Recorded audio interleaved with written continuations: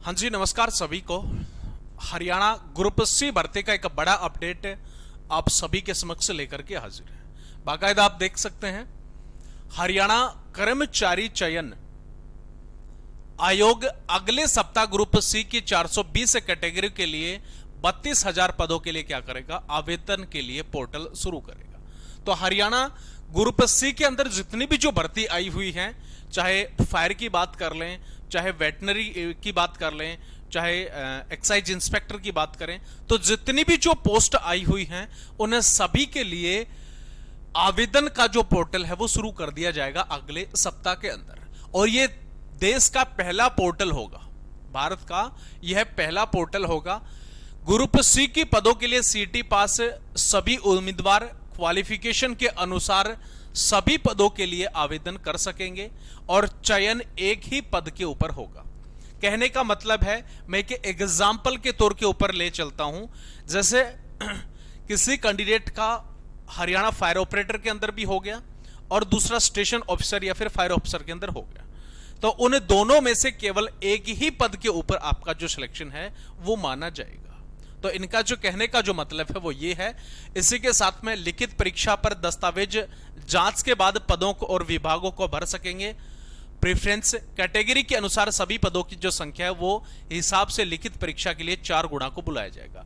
अब जितने भी जो कैंडिडेट जो फॉर्म को फिल करेंगे, तो कितने गुणा, लगभग 4 गुणा जो कैंडिडेट है उनको बुलाया जाएगा कैटेगरी के हिसाब से।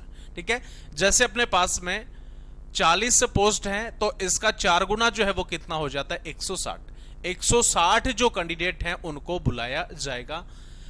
तो अलग अलग जो कैटेगरी है उसके अंदर अलग अलग वैकेंसीज पोस्टें जो है आपको देखने को मिल रही है। इसी के साथ में यहां पे 6 स्टेज के अंदर आपको देखने को मिलेगा ये पोर्टल के ऊपर आवेदन किस तरीके से करना है। सबसे पहले जैसे ही उम्मीदवार वन टाइम रजिस्ट्रेशन नंबर भरेगा, पोर्टल पर उम्मीदवार का पूरा डाटा खुल जाएगा। क्योंकि सीटी के लिए वन टाइम रजिस्ट्रेशन 10+2 यानी कि 12वीं जो है वो योग्यता थी, इसलिए उम्मीदवार सभी शैक्षणिक योग्यताएं और अनुभव प्रमाण पत्र और अन्य संबंधित जो प्रमाण पत्र है वो अपलोड करेगा। किसके अंदर, स्टेज 1 के अंदर। स्टेज 2 की अगर हम बात करें तो यहां पे जो उम्मीदवार है उसकी शैक्षिक योग्यता और उनकी जो जानकारी है वो भरने का काम करेगा। सभी पदों की सूची डिस्प्ले के ऊपर होगी जिसके लिए उम्मीदवार पात्र रखता है। उम्मीदवार सूची में दिखाई जा रहे पदों में से जिन पदों के लिए आवेदन करना चाहेगा उन सभी के लिए बताएगा और इसी के साथ में उस पद के लिए जो पात्र है या नहीं है, अगर पात्र नहीं है तो उसको स्क्रीन के ऊपर डिस्प्ले होगा कि आप पात्र नहीं है। कहने का मतलब है, जो ही आप फॉर्म को फिल करेंगे तो आपको बता दिया जाएगा कि आप इस पोस्ट के लिए एलिजिबल हैं या फिर नहीं है। ठीक है, इसी के साथ में अगर आप पात्र होंगे तो टिक मार्क के बाद में कुछ भी डिस्प्ले नहीं होगा और इस उम्मीदवार, इस तरीके से जो उम्मीदवार हैं वो 402 कैटेगरी में पात्रता वाले सभी पदों में से जितने भी जो पद हैं उनके लिए क्या कर सकता है, आवेदन करने का काम कर सकता है। तो ये था स्टेज 2 के अंदर। स्टेज 3 की अगर हम बात कर लें, इसी में स्टेज 3 के अंदर आ जाता है आरक्षण की जो कैटेगरी है उसके अनुसार उम्मीदवारों की मुख्य परीक्षा के लिए छांटने का काम कंप्यूटर करेगा। इसके अंदर जो आगे जो छांटने का जो कार्य है वो कंप्यूटर करने का काम करेगा। अगर पदों की संख्या 30 से कम है तो 5 गुना उम्मीदवार को मुख्य परीक्षा के लिए छांटा जाएगा। अगर किसी भी भर्ती के अंदर पोस्ट 3 से कम है तो उससे के जो कैंडिडेट है लगभग 5 गुना क्वालिफाई करे जाएंगे और इसकी जो छटनी है वो कौन करेगा, कंप्यूटर बेस के ऊपर करवाई जाएगी। ठीक है, 30 से 40 के बीच में है तो लगभग इसके अंदर 150 जो उम्मीदवार है उसकी छटनी करने का कार्य है वो किया जाएगा। इसी के साथ में अलग अलग जो कैटेगरी है उनके अनुसार यहां से 40 से ज्यादा पद हैं तो उसमें लगभग 160 जो उम्मीदवार है उनको परीक्षा के लिए बुलाया जाएगा।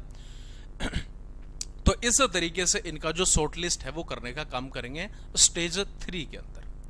स्टेज 4 की बात करें तो मुख्य परीक्षा ग्रुप के अनुसार होगी और परीक्षा में जो प्राप्त अंक हैं उसके आधार पर दस्तावेज की जांच के लिए उम्मीदवार को बुलाया जाएगा।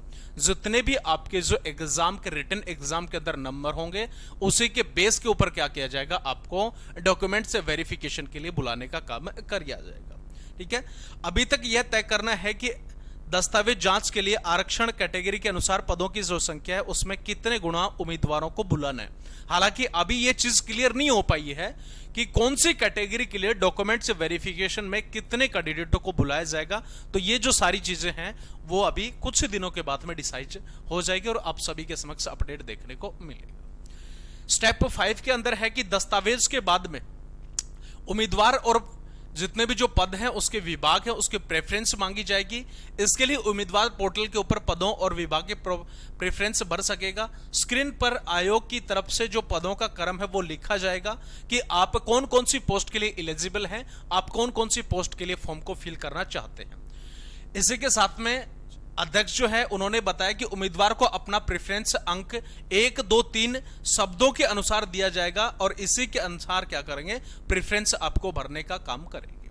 और अंतिम जो आ जाता है स्टेज 6, और इसके अंदर देखने को मिलता है कि कोई भी कैंडिडेट, एक सिंगल कैंडिडेट अगर 2 पदों के अंदर नियुक्त हो जाता है यानी कि क्वालिफाई हो जाता है तो उसको सिर्फ एक ही पद के ऊपर ज्वाइनिंग है वो देने का काम किया जाएगा। तो ये था बड़ा update Haryana CET group C भर्ती का। तो जो भी कैंडिडेट तैयारी कर रहे हैं या फिर करना शुरू कर रहे हैं तो उनका अगले सप्ताह के अंदर जो पोर्टल है वो खुल जाएगा और आप आवेदन करके बेहिचक बेझिझक अच्छे तरीके से अपनी जो तैयारी है वो करें।